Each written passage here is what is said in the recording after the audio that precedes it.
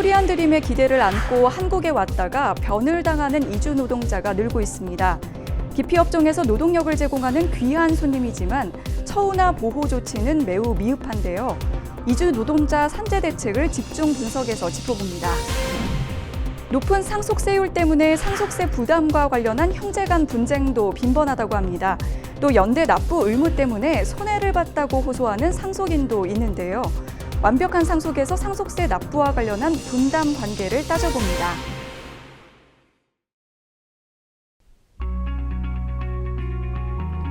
시청자 여러분 안녕하십니까? 7월 19일 로포커스 시작하겠습니다. 요즘 주변에서 이주 노동자들을 흔히 보실 수 있을 겁니다. 코리안 드림의 기대를 안고 한국에 온 이들 덕분에 한국 산업계도 인구 감소 상황에서도 버틸 수 있는데요. 다양한 기피업종들이 이들에게 노동력을 계속 공급받는 만큼 걸맞은 처우나 보호가 필요하지만 미흡하다는 지적이 나오고 있습니다. 이주 노동자 산재 대책을 로포커스가 짚어봅니다. 먼저 석대성 기자가 이주 노동자들의 근무 환경 실태를 보도합니다. 연기와 함께 불꽃이 터집니다. 당황한 공장 직원, 결국 뒤로 물러나 진화를 시도하지만 불길은 삽시간에 공장 전체를 덮습니다. 숨지거나 다친 사람만 30명이 훌쩍 넘은 아리세 사고. 화학공장 화재 참사 중엔 역대 최악으로 기록될 전망입니다. 안전교육이나 이런 부분 하셨나요? 충분히 했습니다. 안전점검은 저희가 정기적으로 받는 걸로 알고 있습니다. 예상치 못한 사고, 비일비재합니다. 지난해 10월 한 외국인 노동자는 철근을 묶고 있던 와이어가 터지면서 철근에 깔려 사망했고, 지난 4월엔 폐기물 처리 공장에서 길게 청소를 하던 외국인 근로자가 관리자의 기계 작동으로 사고를 당했습니다.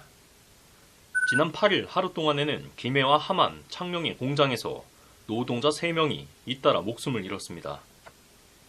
꿈을 제대로 펼쳐보기도 전 안타까운 일을 당하기도 합니다. 재전에 온지 10일 만에 기계에 깔려서 사망했어요. 이 안전에 대한 교육도 받지 못하고 위험하다라는 게 이 노동자도 모르는 거고. 산재를 당하는 이주 노동자는 지금도 가파르게 증가 중입니다.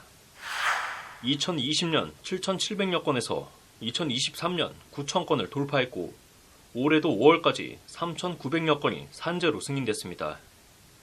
안전 제일, 구호를 외치는 게 전부일 뿐 재해에는 무방비라는 게 이주 노동자들 호소입니다. 94년도에 산업변수생이라는 제도를 실시했고 2004년에 고용화재 폐지, 지금은 여러 비자 제도들이 실시하고 있어요. 제도를 바뀌었는데 이주 노동자들의 상황, 이주 노동자들의 권리는 보장되지 않고 참사로 죽어서야 고향에 돌아가는 이주 노동자들. 하지만 이런 소식을 대부분은 모를 거라고 말합니다. 한국 신문 같은 거 TV도 별로 안 봐요. 그 나라의 노동자들이 아니면 단체에서 자기 나라로 번역해서라든가 이렇게 올려주지 않으면 한국의 뉴스 이런 이슈에 대한 별로 관심이 없어요. 더 큰 문제는 알아도 당할 수밖에 없는 갑질 구조입니다. 점수제로 시행되고 있는 외국인 숙련 기능 인력제도. 점수가 미달이면 비자 연장이 안 된다는 걸 노린 악덕 사업자도 있습니다.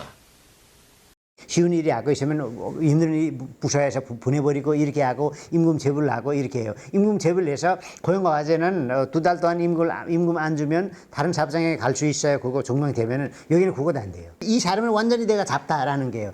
완전히 자기네 손에 잡게끔 해주는 차별 속의 차별. 이주 노동자에게 대한민국은 어떤 나라이길 바랄까? 이주 노동자들의 숫자 많이 늘어나고 있어요. 이거는 한국 사회, 한국 기업들이 필요해서 데리고 오는 건데 이주 노동자들의 노동 없이는 여러 산업 현장에 굴러갈 수 없습니다. 노동은 중요하지만 이주 노동자들의 권리는 이렇게 외면하고 있어요. 한국 정부, 한국 사회가 사업주들이 노동력이 소중한 만큼 이분들의 저우, 이분들의 권리 대우도 아주 중요하고. 지난해 외국인 입국자는 48만 명. 3명 중 1명은 취업을 위해 한국 땅을 밟았습니다. 하와이 사탕 수수밭에서, 중동 모래바람 속에서, 독일에서 광부 또는 간호사로, 타국에서 서름 속 이주 노동자로 일하던 대한민국의 그 시절. 이젠 한국을 찾는 외국 인력이 늘면서 산재도 증가할 가능성이 높아진 가운데 이들의 안전을 보장하고 탐사를 최소화하기 위한 대책 마련이 필요하다는 목소리도 커지고 있습니다. 법률방송 석대성입니다. 아리셀 산재는 한국 사회 불평등의 현실이 종합적으로 드러난 참사라는 지적도 나오고 있습니다. 이런 가운데 정부가 이달 중 이주 노동자에 대한 산업 안전 강화 방안을 마련하기로 했는데 실효성에 대한 의문을 제기하는 목소리도 나오고 있습니다. 어떤 이유인지 살펴봤습니다. 신세아 기자입니다. 6월 24일 경기도 화성 리튬 배터리 제조업체 아리셀 공장에서 화재로 23명이 사망하는 참사가 났습니다. 이번 화재 사고로 위험의 이주화 지적이 쏟아지는 상황.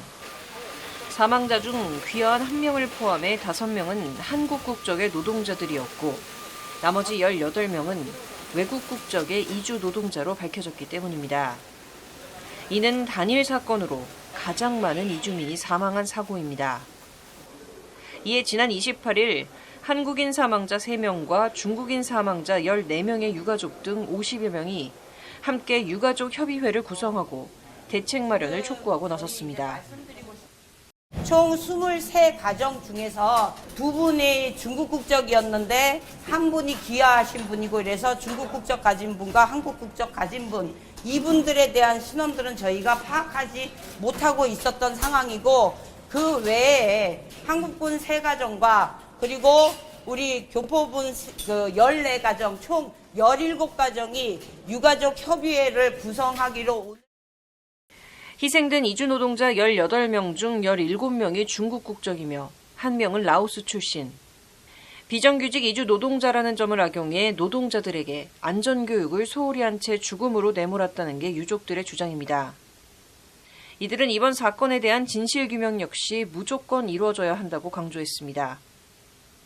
저희 이 아리셀 폭발 사고와 관련된 진상을 규명하기 위한 시민 대책위가 구성이 되었고 그 시민 대책위에서 법률 지원을 해줄 법률 지원단들이 20명 이상 지속적으로 저희에게 도움을 주시겠다고 얘기를 하고 있는 상황입니다. 그래서 시민 대책위와 함께 지금 이 사건에 대한 진실들을 파헤쳐 나가기 위해서 함께 노력하겠다는 의지들을. 이에 정부는 곧바로 이달 중 이주 노동자에 대한 산업안전 강화 방안을 마련하겠다고 밝혔습니다. 현행법에 따라 지금도 안전교육은 강제로 받아야 하지만 현장에서 실무에 맞게 잘 적용될 수 있도록 개선하겠다는 겁니다.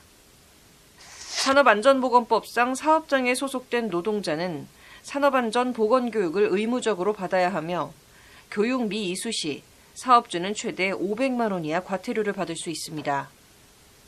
정부는 그간 외국인 근로자가 안전에 취약하여 집중 지원이 필요하다고 보고 입국 전, 후로 안전교육을 하고 16개 언어로 교육자료를 보급하는 등의 노력을 해왔습니다. 그럼에도 불구하고 다수 희생자가 발생한 만큼 안전교육은 확대 강화하고 작업 환경의 위험 요인 개선 지원을 촘촘히 하는 한편 건설업 등 외국인 근로자를 다수 사용하는 취약 분야에 대한 지원, 점검을 한층 더. 또한 동종 유사업체 점검, 전지 등 화재 위험 방지 대책 마련, 위험성 평가 인정사업 전면 개편, 안전보건 관리체계 구축 컬서팅 내실화 등을 약속하기도 했습니다. 그러나 이 같은 정부안에 대해 노동계는 의미가 없는 것은 아니지만 핵심 대책은 아니다라고 꼬집었습니다. 이주 노동자에 대한 산업안전이 실제 현장에서 보장될 수 있을지 실효성에 의문을 제기한 겁니다. 그동안까지 정부는 이제 이주 노동자 대상으로는 여러 가지 안전교육이나 정보 이런 거 막 개발해 오는 얘기들만 주로 했었고 실제 현장에서는 전달되거나 작동하지 않고 있기 때문에 그런 전달 체계를 세워야 되고 거기에 대한 대안이 필요하다고 얘기한 상황이에요. 그래서 지금 정부가 얘기하고 있는 것은 그냥 현장의 안전교육 강화하겠다라는 제목은 있는데 지금 현장에서 실제로 발생하고 있었던 그간에 제기했던 것들을 어떻게 해결하고 있겠다라는 내용이 지금 없는 상태. 그러면서 최명선 실장은 공동보건안전관리자 제도 등 실질적인 해결 방법을 찾아 반복되는 중대재해 참사를 막아야 함을 강조했습니다. 예를 들어서 전국에 산업단지가 굉장히 많은데 이 산업단지 같은 경우에 공동으로 거기에 안전관리자 등등이 이제 선정을 해가지고 그 사업장에서 국적별로, 국가별로 집단적으로 안전교육을 실시할 수 있지 않겠냐. 다른 하나는 예전에 이제 현장 실습생 사망 사고가 좀 많이 발생했을 때 그 현장 실습생이 취업하는 사업장에 대한 정보가 국가가 갖고 있거든요, 정부가. 그런 현장 실습생 사망사고 많이 발생했을 때 실습생이 취업한 사업장에 대해서 노동관계 관련 법령이 잘 되고 있는지, 안전이 잘 되고 있는지 이런 것들을 좀 정기적으로 점검하는 사업들을. 법률방송 신세아입니다. 이주 노동자들의 열악한 근무 환경이 사회적 화두로 떠올랐습니다. 이와 관련해서 대한변협 이민출입국 변호사회 회장을 맡고 계신 이재원 변호사 모시고 더 자세한 이야기 나눠보도록 하겠습니다. 안녕하세요. 안녕하세요. 아리셀 화재 사고로 23명의 노동자가 세상을 떠났습니다. 대부분 이주 노동자로 알려지면서 열악한 노동 환경에 대한 비판의 목소리가 이어지고 있는데요. 실제로 어느 정도로 열악한가요? 네. 한국보건사회연구원의 2020년 외국인 근로자 실태 조사에 따르면 이주 노동자들의 월 임금 수준은 세후 약 211만 원이고 주당 근로시간은 약 50시간입니다. 이전에 비해서 근로조건 자체는 많이 나아지는 추세입니다. 그렇지만 이주 노동자 가운데 설문 기준으로 지난 1년간 부당해고를 당했다고 답한 비율이 4.7%, 폭행을 당했다고 답한 비율이 2.8%, 또 여성 노동자 중에서는 성희롱이나 성폭행을 당했다고 답한 비율이 3.1%였습니다. 또한 지난 1년 동안 작업 중 부상을 당했다고 답한 비율이 19.8%였고요. 작업으로 인한 질병을 얻었다는 비율이 15.3%였습니다. 결론적으로 노동 여건이 평균적으로 개선된 것은 맞지만 여전히 전반적인 여건은 열악하고 또 극단적인 폭행이나 인권 유린도 여전히 지속되는 상황입니다. 네, 좀 안타까운 현실이네요. 산재 사고 사망자 중에서는 또 이주 노동자가 차지하는 비율이 굉장히 높다고 들었습니다. 그 이유는 뭐라고 보시나요? 네, 이주 노동자들은 보통 한국 근로자들이 기피하는 산업 업종에서 많이 취업하고 있습니다. 이들은 주로 E9, H2, F4 비자 소지자들인데 보통 제조업, 건설업 이런 곳에서 취업을 하기 때문에 산업재해가 많이 발생하기 쉬운 분야입니다. 이주 노동자들 중에서 일하다가 다칠 수도 있겠다라고 답한 비율이 28.4%에 달했는데 그중에서 고소득 근로자 집단에서는 45.9% 정도나 위험을 체감한 비율이 나타났는데요. 네. 따라서 위험한 산업 환경에서 근로한 사람들이 많기 때문에 이러한 산업재해가 더 외국인들 중에서 산업재해가 많이 일어난다고 그 원인을 들 수 있겠습니다. 또한 사업장 관점에서는 적절한 안전교육의 부족이나 또 언어 소통의 한계, 안전장치의 부족이나 또 고위험 업무에 이주 노동자들이 투입되는 그런 것들을 또 원인으로 꼽을 수 있겠고요. 이주 노동자 관점에서는 산업 환경에 대한 인지 부족이나 언어 소통의 한계 등도 또 다른 원인으로 꼽을 수 있을 것 같습니다. 그렇다면 현재 우리나라 이주 노동자와 관련된 정책, 문제점은 뭐라고 보시나요? 네. 현재 이주 노동자들은 특정 산업군에 한정되어서 취업을 하는 경우가 많습니다. 반면 그러한 사업장에 대한 정부나 지자체의 관리 감독은 미흡한 실정입니다. 특히 단기로 우리나라에 취업해서 들어오는 외국인들은 우리나라 법령 제도에 대해서 잘 모르고 그들이 가진 권리에 대해서 잘 모르는 경우가 많은데 만약에 그런 권리가 침해되었을 경우 이 정부나 지자체에서 관리 감독을 하지 않으면 이 현실을 개선하기가 어려운 실정입니다. 또 이주 노동자들은 앞서 말씀드린 이런 비자로 취업하는 이주 노동자들 외에도 계절 이주 노동자들이 있는데요. 계절 이주 노동자들은 지자체나 우리나라 지자체와 외국 지자체가 업무 협약을 통해서 그 나라에서 인력들을 모집해서 우리나라로 송출해오는 이런 방식으로 인력을 공급하고 있습니다. 그런데 그 과정에서 우리나라 업체가 각 국가에서 인력을 모집하고 송출하고 관리하는 업무를 담당하는 과정에서 네. 이권을 취득하기 때문에 그 과정에서 문제가 생기는 것이 가장 큰 원인 중에 하나로 꼽히고 있고요. 특히 우리나라 국내에서 이주 노동자들을 관리한다는 명목 하에 이주 노동자들의 여권을 압수하거나 외국인 등록증을 압수하거나 또 뭐 비용 명목으로 임금에서 선공제를 한다거나 계약 이행에 따른 벌금 같은 걸 그 연대 책임으로 동료들에게 물리는 등 불법적인 행태를 많이 벌이고 있습니다. 또 그래서 그런 업체들에 대해서 실제로 그 여러 가지 고소 고발도 이루어진 적이 있고요. 문제가 많이 보고되고 있습니다. 사실 헌법에 따라서 외국인은 국제법과 그 조약이 정하는 바에 따라서 그 지위가 보장되어야 하고 또 근로기준법 6조에 따라서도 그 사용자는 근로자를 그 국적이나 사회적 지위에 따라 차별적 처우를 하면 안 되는데요. 따라서 외국 국적 근로자에게도 근로기준법이 적용되어야 하지만 사용자가 만약 근로기준법을 어기는 경우 정부와 지자체에서 이에 대해서 인지하고 있지 못하다면 이주 노동자들로서는 법률적인 권리를 알지 못하거나 권리를 안다고 하더라도 이에 이의를 제기할 방법을 모르거나 도움을 구할 방법을 모르는 것이 또한 또 다른 원인 중 하나라고 보입니다.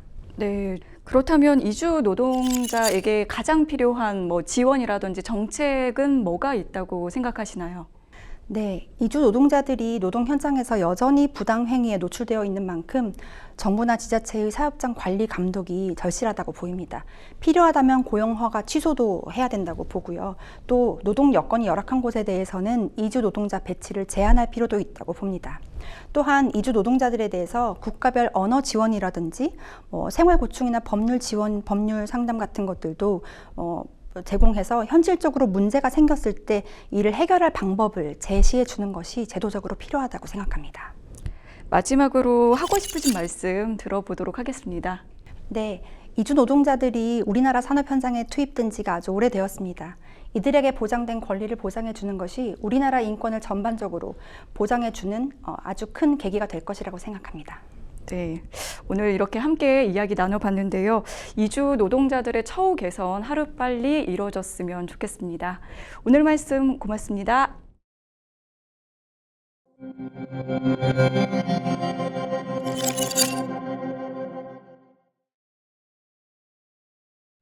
상속 분쟁과 상속세의 관계는 뗄래야 뗄 수 없는데요.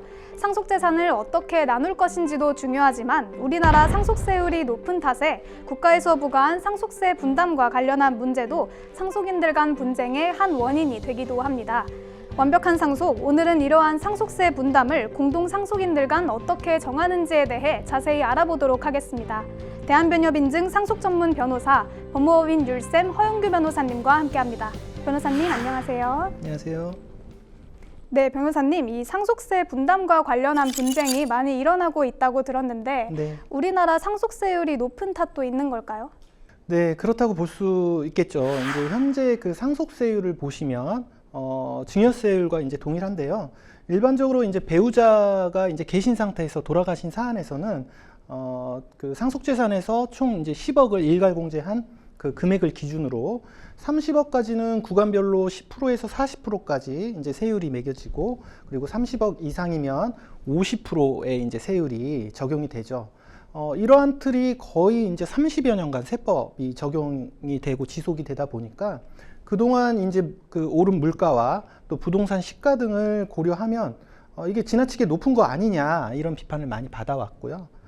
최근에는 이제 정부에서도 이러한 상속세 부담을 줄이겠다고 올해, 그러니까 이번 달이죠, 2024년 7월 세법 개정을 예고한 바가 있는데요. 아마 이제 본 영상이 이제 방송될 때쯤이면 아마 개정안이 발표되어 있을 수도 있을 것 같습니다. 네, 얘기해 주신 것을 들으니까 상속세율이 굉장히 높은데요. 예, 그렇습니다. 예전에는 상속세가 좀 흔히 말해서 재벌들만 내는 세금이다, 그렇죠. 이런 네. 얘기가 있었는데 요새는 집이 한 채만 있어도 내야 하는 세금이 됐잖아요. 네. 이렇게 상속세가 부과되면 국민들 부담도 굉장히 높을 것 같은데 네. 공동 상속인들 간 나눠서 내게 되는 거죠? 예, 당연히 이제 분담하는 게 맞고요. 다만 이제 유의하실 점은 상속세는 그 상속인에게 그 부과되는 세금이라기보다는 피상속인, 돌아가신 분을 기준으로 그 망인이 남기신 상속재산 자체에 부과되는 세금으로 이해하시는 것이 이제 편합니다. 그래서 이제 보통 상속인들께서 잘못 생각하시는 것이 그 전체 상속세가 아닌 내가 분담할 상속세만 내면 된다고 이렇게 생각하시는데요. 심플하게 좀 예를 들어 드리면 상속세가 총 5천만 원이 나왔고 상속인이 자녀 5분이 있다면 보통은 난 1천만 원, 5분의 1만 내면 상속세 부담 의무를 다 이행했다라고 생각하시는데 그게 아니고 전체 상속 재산에 대한 상속세 5천만 원에 대해서 5명의 공동 상속인이 연대해서 전체를 납부할 의무가 있다는 것입니다. 즉 그 국세청은 모든 공동 상속인들에게 그 상속세 전액을 추징할 수 있고요. 심지어는 그 상속인 본인 고유 재산에 대해서도 추징이 가능하기도 하고요. 다만 그 연대 납부 의무의 한도는 정해져 있습니다. 내가 받은 상속 재산이 그 한도인데요. 아무리 연대 채무라 하더라도 내가 받은 상속 재산보다 더 내는 것은 이제 불합리하다는 것이죠. 네, 연대 납부 의무라고 말씀을 해주셨는데 네. 그렇게 되면 다른 상속인들을 대신해서 한 상속인이 더 부과하게 될 경우 좀 어떻게 구제받게 되는 걸까요? 상속인들 모두가 이제 연대 납부 의무를 부담하는 것과는 별개로 상속인 각자가 납부할 상속세는 그 상속세 및 증여세법 시행령 그리고 그 집행 기준 등에 자세하게 규정이 되어 있습니다. 그 방식은 상속세 산출세액 상당액 중에서 이제 상속인 각자가 받는 재산 비율에 대한 각자의 상속세액에서 그 상속인이 사전 증여받은 재산에 대한 증여세 산출세액을 그 차감하는 방식으로 계산하게 됩니다. 네, 굉장히 복잡해 보이는데요. 네, 그래서 이제 이런 그 상속세 그 분담 금액은 세무사 등 전문가에 의한 계산이 좀 정확할 수가 있고요. 아무튼 이렇게 산정된 자신의 부담 부분보다 많은 상속세를 납부한 상속인은 그 초과하여 부담한 부분을 당연히 다른 상속인들로부터 구상 청구할 수가 있습니다. 그래서 이제 우리 법원 서울고등법원 96년 6월 7일 선고 판결을 보시면 상속인이 각자 받았거나 또는 받을 재산의 점유 비율에 따라 상속세를 연대하여 납부할 의무가 있다라고 이제 전제한 다음에 만약에 이제 원고가 국세청으로 부과받은 그 전체 상속세를 전부 납부하게 되었다면 그 연대 채무자로서 변제 기타 출제로 공동 면책을 시킨 경우에 해당하고 피고들은 원고의 출제로서 위 상속세 등의 각 부담 부분 상당의 납세 의무를 면한 것이니까 피고들은 각 부담 부분에 대하여 원고의 구상금 청구에 응할 의무가 있다라는 판례가 예전부터 계속 있어 왔습니다. 네, 그렇군요. 세법상에서 상속인들 간 상속 분담 비율이 정해져 있고 다만 연대 납부 의무로 상속세를 초과 부담한 상속인이 있을 때는 사후에 구상 청구를 해서 해결하라 이런 말씀이시군요. 네, 정확한 말씀이십니다. 네, 그런데 상속세 부담이 굉장히 크다 보니까 이 상속세 신고나 납부를 미루는 사람들도 많다고 들었습니다. 네. 이런 경우에는 혹시 법적인 조치가 이루어지고 있나요? 네, 상속세는 보통 이제 상속 개시일, 망인의 사망일이죠. 그 망인의 사망일이 속한 달의 말일로부터 6개월 내에 신고하고 납부하는 것이 이제 원칙인데요. 아무튼 이러한 상속세를 기한 내에 신고 납부하지 않으면 국세청은 그 상속 재산에 대해서 당연히 이제 강제 집행을 하게 되고요. 네. 보통은 상속 부동산이 있다면 그 재산에 집행을 하고 부동산이 없고 현금 재산이 있다면 그 현금 재산에 대해서도 집행하고 집행했어도 이제 집행할 재산이 없다면 상속인 고유 재산에 대해서도 집행이 가능합니다. 그리고 이제 체납 시에 당연히 이제 가산세도 발생하게 되는데요. 크게 신고 자체를 하지 않은 것에 대한 신고 불성실 가산세가 20%이고요. 중과되는 경우에는 40%까지도 부과되기도 합니다. 그리고 그 납부 기한을 지키지 않은 그 지연이자 성격의 납부 불성실 가산세는 연 8% 정도라고 보시면 됩니다. 그리고 이제 마지막으로 만약에 이제 성실 신고를 했다면 감면받았을 3%의 신고세 공제도 이런 기한을 지키지 않으면 못 받게 되는 그런 불이익도 있게 되는 것이죠. 네, 말씀해주신 가산세를 보면 무서워서라도 체납하지 못할 것 같은데요. 네. 이 신고나 납부를 미루게 되면 공동상속인 모두가 좀 손해를 보는 구조잖아요. 네, 그렇습니다. 보통 실무에서는 그럼 어떻게 진행되나요? 네, 어떤 100%라고 이제 말씀드릴 수는 없지만 거의 대부분 그 체납으로 가장 손해를 받게 되는 상속인, 즉 가장 많은 재산을 받는 상속인이 결국은 이제 대표로 이제 신고하는 경우가 상당히 많습니다. 그러면 변호사님, 그리고 또 이제 상속 포기를 하게 될 경우에도 상속세를 부담하는 경우가 있다고 하던데 이건 뭔가요? 네, 당연히 이제 받은 상속 재산이 없으면 상속세 부담 의무가 없는 것이 당연하니까 가정법원에 이제 상속 포기를 하면 상속세에서 자유로울 수 있는 것이 이제 원칙이긴 합니다. 그런데 그 상속 포기자가 만약에 생전에 피상속인으로부터 증여를 받은 사실이 있다면 이 경우에는 이제 상속세가 부과될 수가 있습니다. 그 이유는 상속세 계산 시에 그 10년 내에 증여도 상속 재산에 편입해서 이제 산입을 하고요.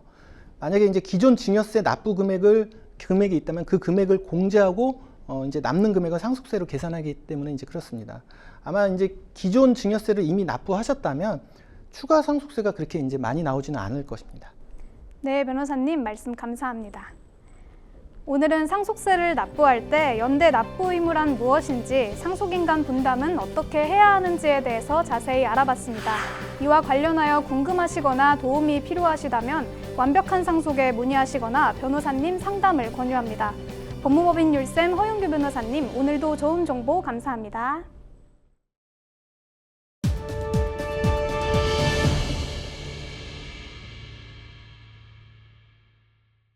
이번 주 로포커스는 여기까지입니다. 다음 주에 더욱더 좋은 뉴스로 찾아뵙겠습니다. 고맙습니다.